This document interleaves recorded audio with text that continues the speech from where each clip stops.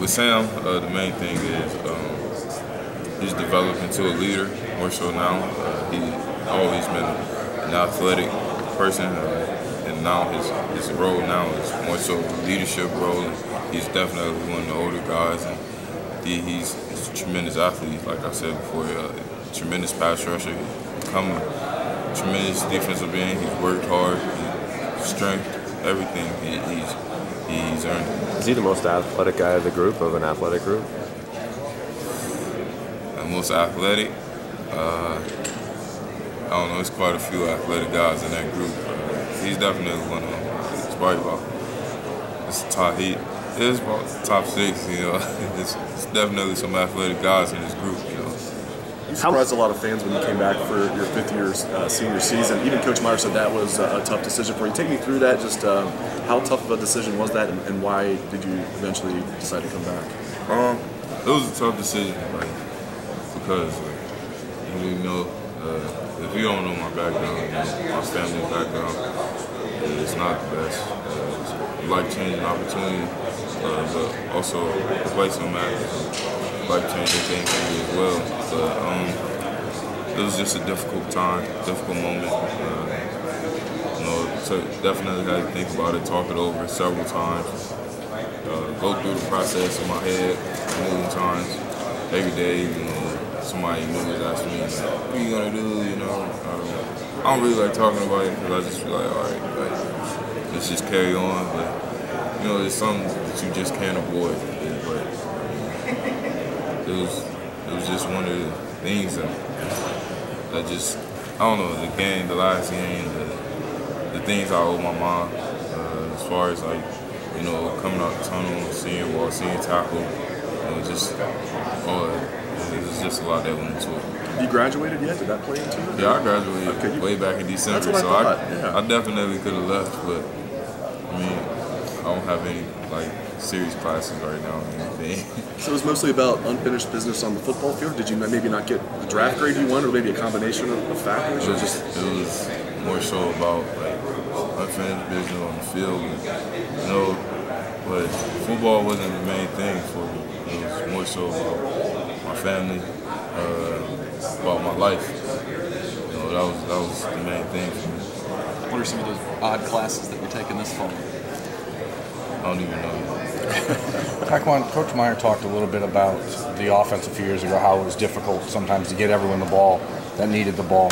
On the defensive line right now with 5 or 6 guys so deep and so talented, has it been a struggle for you guys, for people to put the egos in check and say, hey, what's best for the line is what matters, and you're not worried about individual reps or individual stats? That's the difference between offense and defense. There's no ball. So everybody has an opportunity to get to the quarterback and get a TFL. Everybody's presented the same opportunity.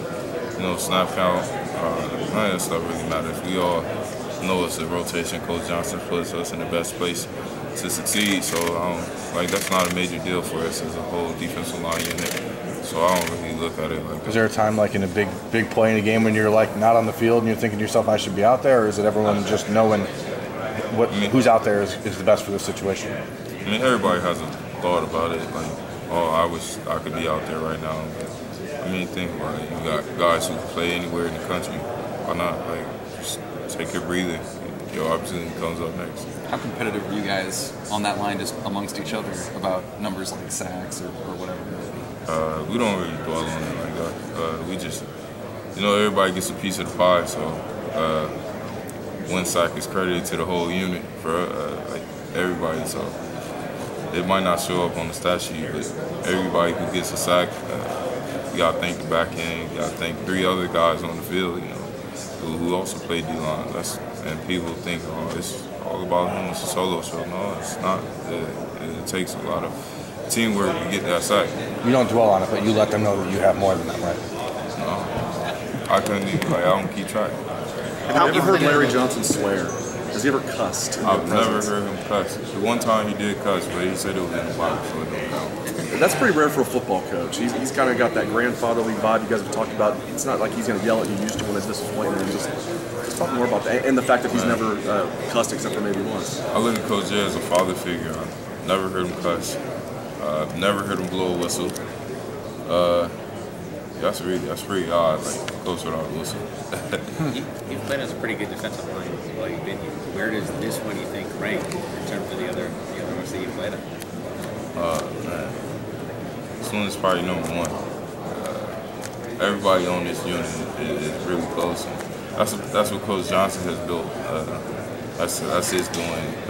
Getting us all close enough to not only say you love somebody on game day, but saying you love them outside of that and actually mean it. How much do you think about the way last season ended, and how much does that motivate you going into this season? I don't really think about it. You just move on, you just put it in the past? I thought about it for maybe 2 weeks, and then I thought I had to get better. What allowed you to move on from that so quickly? Is it just an always looking forward mindset? I just thought I had to get better. Fair enough. That was the main thing. Like, all right, man, I gotta get better. Like, It's hard to think that way when the offense doesn't score it. How did that? You're on the defensive side of the ball. How did that go down to the team? man, I control what I control. Hey, defense got to get better. They score points. That's on us. We supposed to stop them from scoring. We didn't. Did you, as a defensive leader, have to kind of talk to the guys on the offense and say, hey, it's not your fault. If we lose, it's everybody's fault? Yeah. I mean, you have to. You have to keep the team in good spirits. I mean, it's not anyone's fault. It's collectively, as a whole, we lost that game. Definitely some things we could have did better on defense. So we just have to hold it more accountable. We could have stopped anybody from scoring 31 points. How did you personally want to get better this year? I want to develop as a leader, pass rusher, all type of things. I want to be a better teammate, better brother, better everything, better son, everything. You guys were the youngest team in the country last season. From your perspective, what was the key to overcoming that? Because normally football, you get better the more you play and the more experienced you are. Like I said, a lot of people don't get to see practice. They don't get to see what guys actually could do. Like JT, the story of JT, nobody actually knew JT was that good when he came on the scene in 2014. Then nobody knew that. But we knew he was built for this moment. He was always the best leader. Day one when he came here, like first freshman meeting, he was the one who stood up and said something. He took pride in everything. He took ownership, and being the scout team quarterback. It's some guys on the team like that right now, young guys who are ready for that moment, ready to dwell when they think about it. That's what they want. That's how it is. That's what makes great players.